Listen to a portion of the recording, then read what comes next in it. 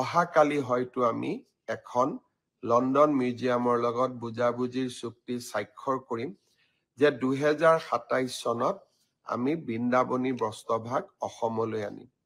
চুক্তি স্বাক্ষৰ হ'ব, 2 বছৰ আমি এই মিউজিয়ামটো বনাব লাগিব।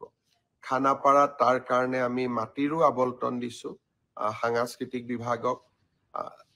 জিন্দাল গ্ৰুপে, সজ্জন জিন্দালে তাৰ পুঁজি দিব, তেওঁলোকে চাই দিব, তেওঁলোকে বনাই দিব, কিন্তু মিউজিয়ামটোৰ স্বত্বাধিকাৰ অসম চৰকাৰ হ'ব।